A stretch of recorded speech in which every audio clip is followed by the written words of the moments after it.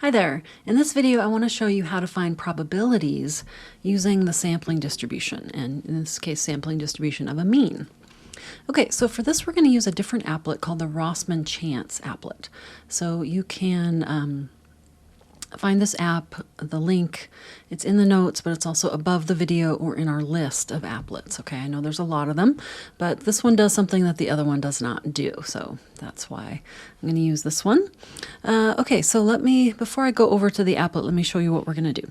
So we're going to use the Rossmann chance one variable with sampling applet. Select the sleep 1 data set and click on use data. We're going to check the box for show sampling options. There's a little checkbox there, okay? And just like we've been doing, we're going to do another sampling distribution. We're going to simulate 2,000 random samples from the population of this data set of size n equals 100. We're going to select the mean so we can look at the mean number of hours of sleep per night, find the mean and the standard error of the sampling distribution. Okay, so let's say this was a question you had, homework, quiz, test, whatever. Let's go ahead and do this. So I'm going to go over to the applet. This is what it looks like when you first open it up. I'm going to scroll down a little bit. Okay.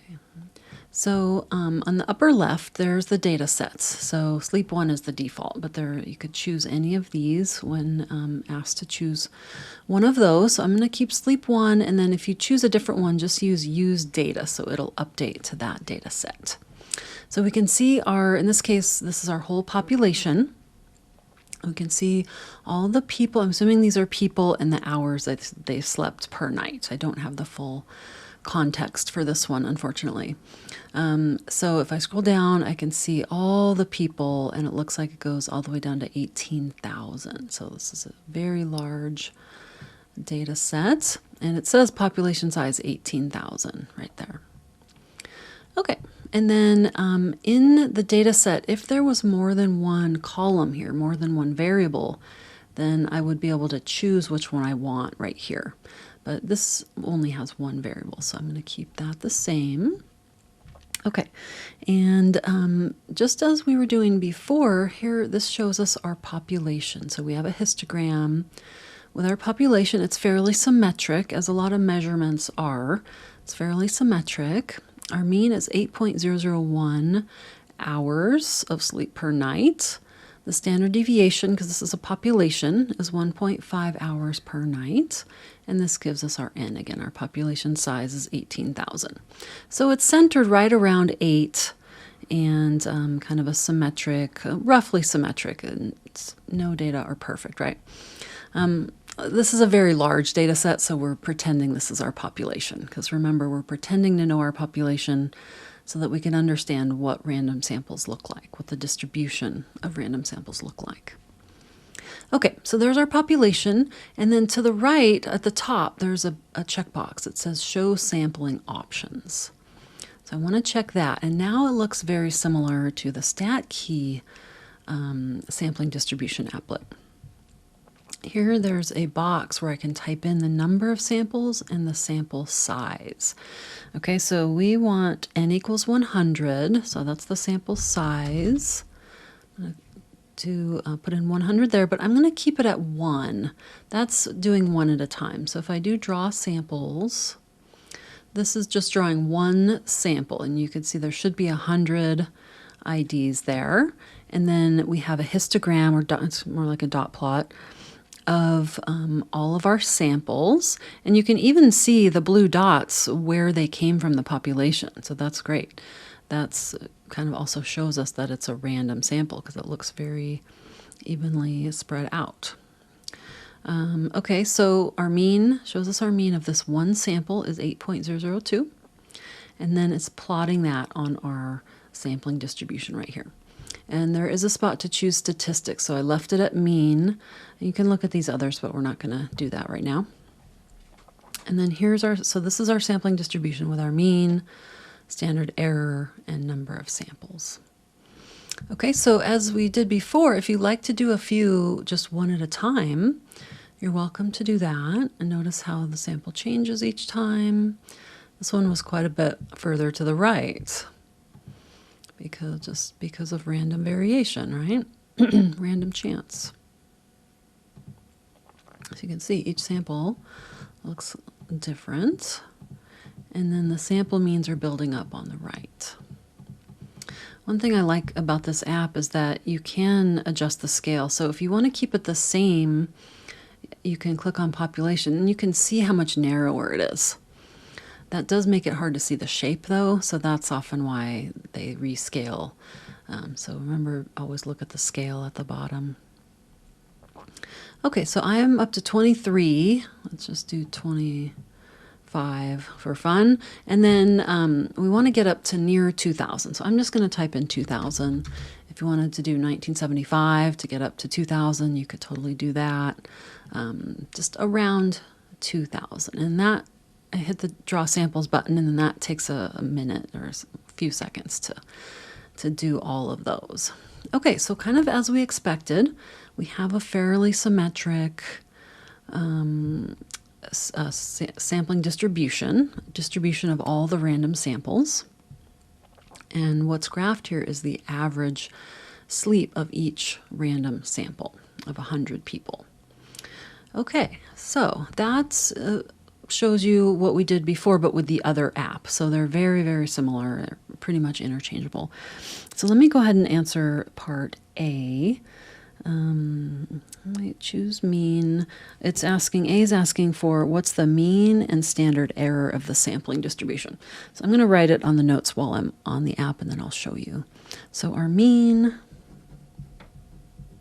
and that would be X bar, right? Because we have, it's an average of samples, is 7.997 hours of sleep per night. And remember, that should be right around the population mean. So our population was 8.001, 7.997, fairly close. And I did a previous simulation and I got 8.001. So it's going to bounce around, or actually I got 8.002. It's going to bounce around a little bit, but it should be fairly close. And remember, when you're putting this into MyOpenMath or anything that's automatically grading, it's expecting that variation. It's coded for that, so don't worry. But if you have trouble getting it to accept your answer, please let me know. And then our standard error,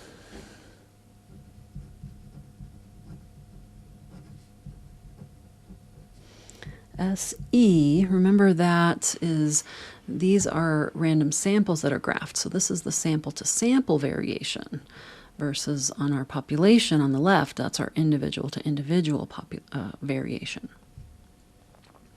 Okay, so our standard error is 0.149 hours of sleep per night. Okay, let me go back to the notes so I can show you what I wrote. So our mean is X bar, and that is 7.997 hours of sleep per night. Standard error is 0.149 hours of sleep per night. And I'm just going to make a note that these answers should vary.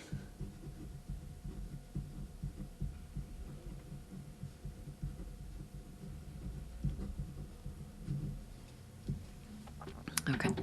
If you got the exact same thing that I did, I would be surprised, actually.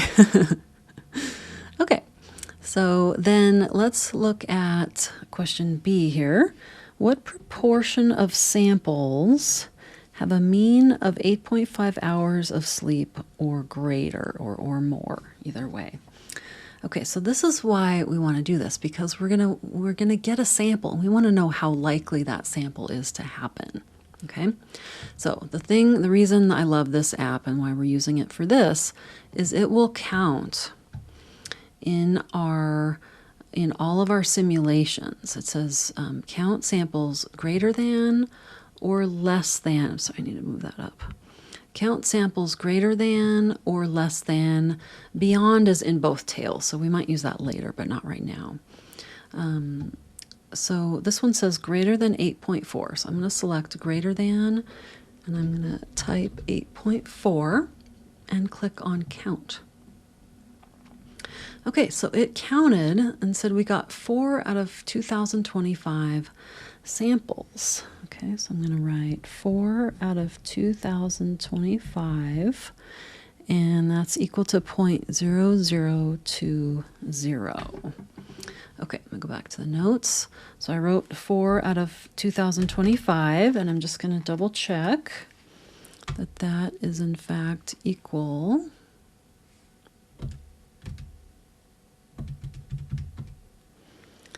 00197. Okay, so the 19, that 7 is making the 19 go up to a 20. So that's 0020. Okay, great. So that is what it's doing. And essentially, we found it's not very likely to have an average of a sample be 8.4 hours or more, okay? So it's quite unlikely, only 4 times out of 2025. So when you're answering these questions, please do show what you're dividing, because that helps me know how many samples you did. Like maybe it was 5,000 or 1,000. Try to do around 2,000 though, but it is useful information for me to know what you divided to get that. Okay. And again, this will vary as well. Like I did it before as a practice and I got 3. So it's expected to vary. Now, question C is find the probability that X bar is greater than or equal to 8.4. So this is another way of writing the same question, but in symbols. Okay, what's the chance of getting a mean of 8.4 or more? So I'm going to write probability that X bar is greater than or equal to 8.4 is equal to, again, if these wouldn't usually be in a row, right? But I'm just showing you the different ways it could be asked. I'm going to write what I'm dividing. Also helps to show your work, and just in case anything goes wrong, you get credit for everything you're doing right. So let me fix that. 0020. Okay, now this is an empirical probability, right? It's expected to vary. So it's an empirical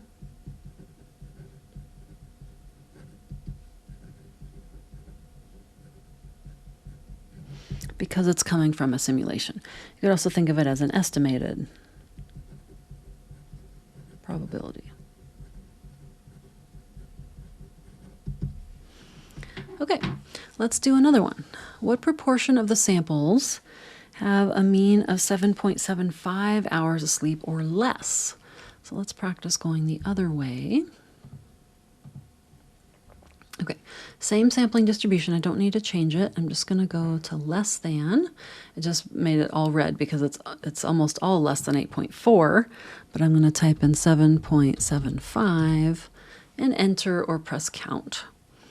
And we have a few more on this side because it's a little closer to the mean than the other one was. So we actually got 107 this time. So I'm going to write that down on my paper before I switch over. 107 out of 2025, and that is equal to 0.0528. Back to the notes. So I wrote the 107 samples out of 2025, and then again I wrote it in symbols as well. So you generally wouldn't get the same question twice, but I just wanted to show you the different ways that it might be worded. So the probability that X bar is less than or equal to 7.75 hours is 107 out of 2025 equal 0.0528. Okay, so this one was a little over 5% of the time. And then this one was less than 1% of the time. Okay, so that's kind of where we're going with this. We want to be able to find out what's the chance of getting a sample? What's the chance of getting that random sample? And is it due to chance or is something else going on? Okay, great. I hope that helps, and I'll see you in the next video. Thanks for watching.